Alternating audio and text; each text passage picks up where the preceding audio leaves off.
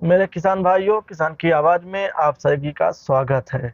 आज इस वीडियो में हम बात करेंगे आखिर एक नए गोट फार्मर को जो नए नए बकरी पालन करना चाहते हैं या जिनके जहन में है कि हम भी गोट फार्मिंग करें और हमारे जैसे लोगों का अगर वो वीडियो देख के जानकारी लेना चाहते हैं तो ये वीडियो खास करके उनके लिए है जो न्यू गोट फार्मर है या गोट फार्मिंग शुरू कर चुके हैं या उनका करने का प्लान है, इंडिया में है या इंडिया से बाहर से कहीं से देख रहे हैं।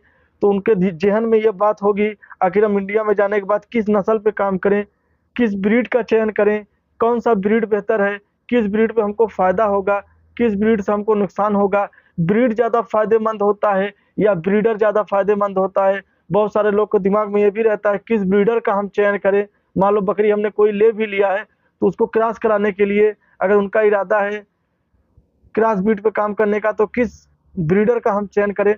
तो इस वीडियो में हम सारी बातें आपको बताने की कोशिश करेंगे। ये भी बताएंगे अगर आप ब्लैक बंगाल के शौकीन हैं तो किस तरीके से फार्मिंग करिए, अगर आप बर्बरी के शौकीन हैं तो किस तरीके से आप बर्बरी का पालन करिए, अगर आपके जहन में ये है कि हम बर्बरी बकरी से पालन करें या ब्लैक बंगाल से, तो इस वीडियो में हम ये भी बता देंगे आपको कन्फर्म कि आखिर आपके लिए कौन सी ब्रीड सबसे बेस्ट होगी, किस ब्रीड से आप काम करिए तो आपको ज़्यादा बेनिफिट होगा, कौन सा ब्रीडर आप रखिए जिससे आपको सबसे ज़्यादा बेनिफिट होगा और बर्बरी में ज़्यादा बेनिफिट है या ब्लैक बंगाल में या तो बीटल में या सिरोही में, क्योंकि यही चार इस समय हिंदुस्तान में सबसे ज़्यादा डिमांड है, सबसे ज़्यादा मार्केट है।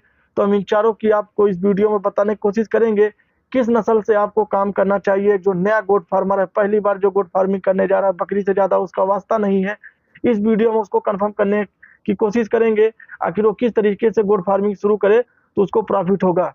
क्योंकि ये भी एक हकीकत है, जिस तरीके से आज इंडिया में गोट फार्मिंग जितने ज़्यादा शुरू हो रहे हैं उससे ज़्यादा कहीं बंद हो जा रहे हैं। उसका कहीं ना कहीं उस किसान को जानकारी का अभाव है, उसको जानकारी नहीं है, उसको नॉलेज नहीं है किस तरीके से गोट फार्मिंग करना चाहिए, किस ब्रीड पे करना चाहिए। इसकी वजह से जितने गोट फार्मिंग शुरू हो रहे हैं उससे ज़्यादा बंद हो रहे हैं।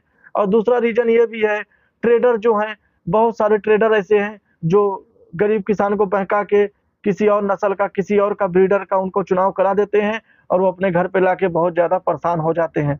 तो हम सबसे पहले बात कर लेते हैं ब्लैक बंगाल की।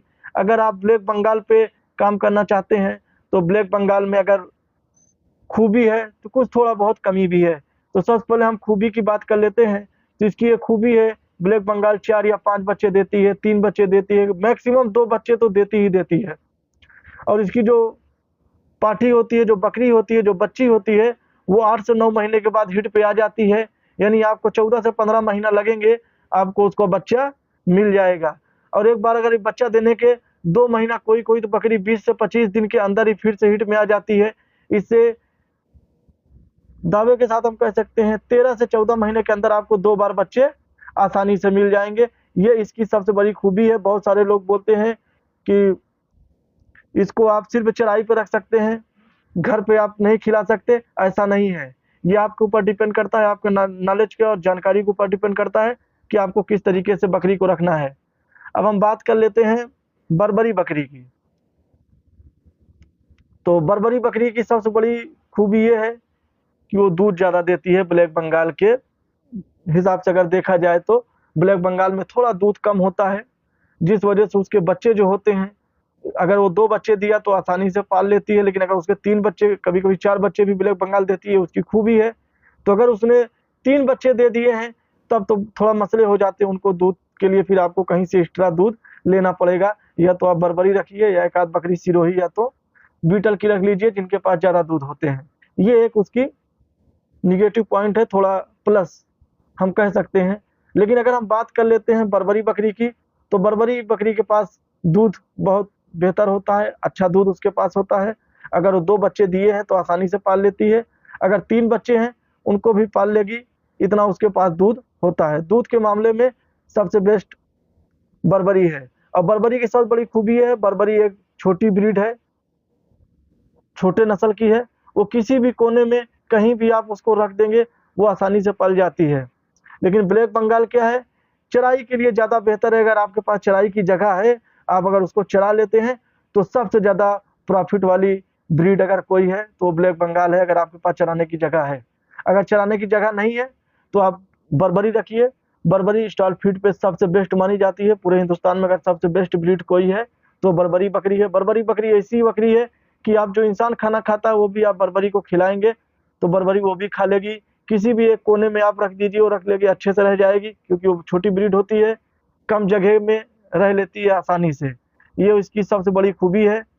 अगर अब हम बात करेंगे ब्लैक बंगाल और बर्बरी में कौन ज़्यादा बेहतर है, तो ये कह पाना बड़ा मुश्किल है, लेकिन मेरे हिसाब से अगर चराई की जगह आपके पास है तो आप ब्लैक बंगाल रखिए और किसी अच्छे ब्रीडर को आप उसके साथ में रखिए, चाहे सिरोही, चाहे बीटल या बर्बरी से आप उसको क्रॉस ब्रीड पे कराइए। बर्बरी बकरी सबसे बेहतर है क्रॉस ब्रीड के लिए, यानी नस्ल सुधार जिसको बोलते हैं। आप दूसरे बकरे से क्रॉस कराइए और उसका वेट गेन अच्छा होगा, सबसे बेस्ट है। अगर बर्बरी की बात करें तो बर्बरी को आप बर्बरी का ही ब्रीडर रखिए तो ज़्यादा बेहतर उसका रिजल्ट आता है। दूसरे बकरे से इतना अच्छा रिजल्ट नहीं आता है।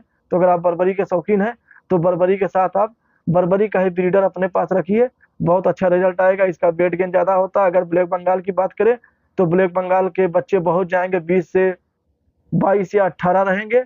लेकिन अगर बर्बरी की हम बात करें, बर्बरी के बकरे जो होते हैं 35 से 40 किलो तक जाते हैं। और बकरी की अगर वेट की बात करें तो बकरी 30 से 35 जाती है। और बर्बरी की बकरी जो है 18 से 20 या 15 तक रहती हैं, ज़्यादा वेट गेन नहीं करती। ये इनका थोड़ा मसला है, ज़्यादा वेट गेन नहीं कर पाते, लेकिन बच्चे के मामले में काफ़ी बेहतर है। लेकिन क्रॉस ब्रीड पे अगर पूरे हिंदुस्तान में सबसे कोई अच्छी ब्रीड है वो ब्लैक बंगाल है। ब्लैक बंगाल बहुत अच्छी ब्रीड है क्रॉस ब्रीड पे जो काम करना चाहते हैं। अगर हम बात कर लेते हैं बीटल और सिरोही की, क्योंकि हमने पहले बात किया था कि हम इनके ऊपर भी बात करेंगे।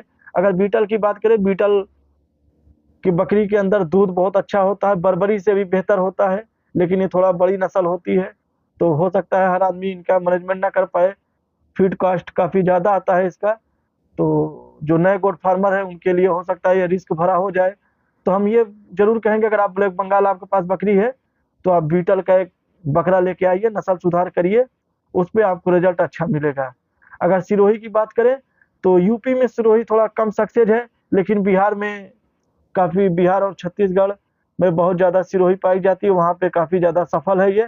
तो आप अगर सिरोही पे काम करना चाहते हैं, सिरोही का भी दूध अच्छा होता है, इसके भी बकरे वेट गेन अच्छा करते हैं, तो आप इस पे भी काम कर सकते हैं। अगर आपके पास इतनी पूंजी नहीं है कि आप सिरोही खरीदें तो बेहतर ये है कि आप एक अच्छा ब्रीडर रखिए सिरोही का। सिरोही का ब्रीडर ऐसा है, किसी भी बकरी से आप क्रॉस कराइए उसका रिजल्ट बहुत अच्छा आता है। खास करके ब्लैक बंगाल पे अगर आप सिरोही को बकरे को क्रॉस कराते हैं तो बहुत अच्छा रिजल्ट आता है। अगर आप बीटल के शौकीन हैं और सिरोही में अगर हम बात करें तो मेरी नज़र में बीटल ज़्यादा बेस्ट है सिरोही से। सिरोही में बहुत सारी कमियां भी हैं, लेकिन जैसे एक बच्चे देने का मसला है, वो एक ही बच्चे देती है ज़्यादातर। लेकिन अगर बीटल की बात करें, बीटल ज़्यादातर 2 बच्चे देती है, इसकी सबसे बड़ी खूबी है। अगर हमारा वीडियो अच्छा लगा तो वीडियो को लाइक करें, चैनल को सब्सक्राइब करें।